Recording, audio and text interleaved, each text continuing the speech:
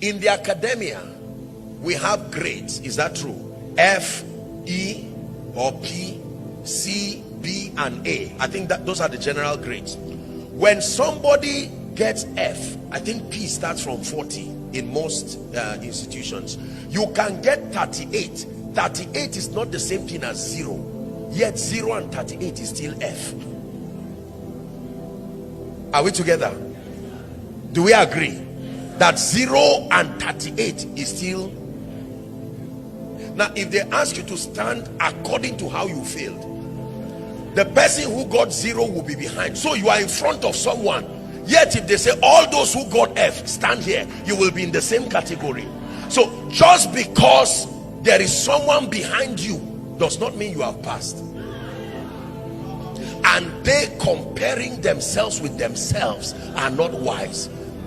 So if the person who scored 0, the person who scored 12, the person who scored 21, and the person who scored 38 are there arguing about who is greater, answer me, intelligent people, who is greater?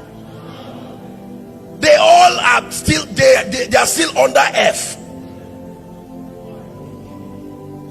High level spiritual illumination. Be careful when you find consolation in the fact that at least someone is behind me. The question is, what is your grade?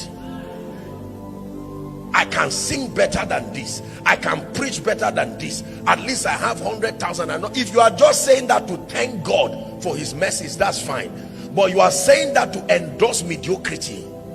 This is why Africa still remains the way it is. We celebrate nothing, we clap over nothing. I apologize, I'm here to stretch you. You called it, you invited me here to come and...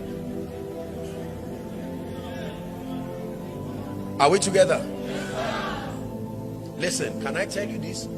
Champions are so determined to rise, they don't even know when they've crossed the finish line, because their eyes are never on the finish line. They would have crossed the finish line and they are not even aware. They are too distracted to be stopped to say, look, you finished. I didn't even realize I finished 5 years ago, because I'm still aiming at something higher. This one thing I do, forgetting the things that are behind, I press. You're a man of God here, study like you've not started. You're a businessman here, do business like you've not started. Don't let 1 million, 10 million, 100 million deceive you. Is that all you need in your life? Don't go back home and say I'm better than the rest. Remember my teaching. Don't forget this teaching on 0 and 39. You can use it to counsel pride out of people.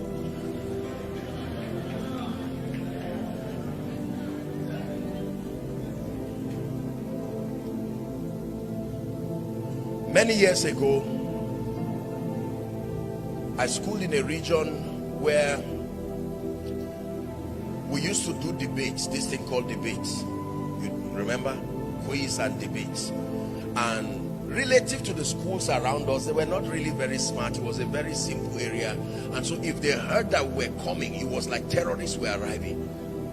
Until the day we went to face another school, we were champions within. I mean, whether you rehearse or not, because the other school can literally get 0 in the whole quiz. They can answer, they can fail all the questions. So even if you answer only 3, you will still go back with the prize.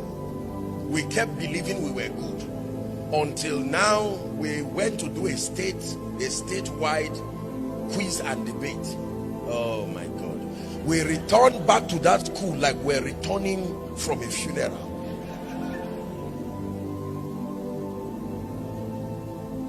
I remember students, you would see somebody who is 14th position and yet his average is 80.5.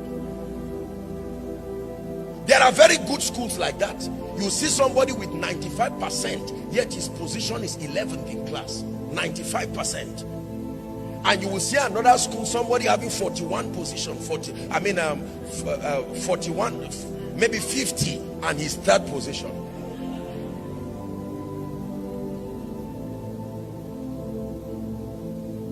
I'm not concerned about your score. What is your grade? That level. I press. I'm better than my family members. Thank God, I press. I'm better than everybody around me by whatever standard. I press. The day His Majesty claps for you, then you know you have done well. Until then, you set your eyes. You see, refuse to be distracted. It's good to pat yourself at the back when God grants you grace, but be careful. You can over pat yourself and it slows down your pace and you don't even move forward again. Is God speaking to someone? High level spiritual illumination. You are a businessman, stop running around and go and sit down. Get books and study. Go and study. You are in ministry, you are a man of God. Don't say there are so many invitations. Doors of ministry is opening. Who is inviting you? You see, until you get to the palace, don't trust any other place you are in. Only the palace can give you the reward that actually enthrones you like royalty. I have a restaurant, apostle. Until you serve kings, don't stop. Get the knowledge. Get the knowledge. I am a tailor. Who are you dressing? Until you dress kings, don't stop. Are we together? Stretch yourself. Stop celebrating mediocrity. Pat yourself at the back. Don't be too hard on yourself. But I'm telling you, don't be afraid of stretching yourself. You will not die. Say knowledge. Say light.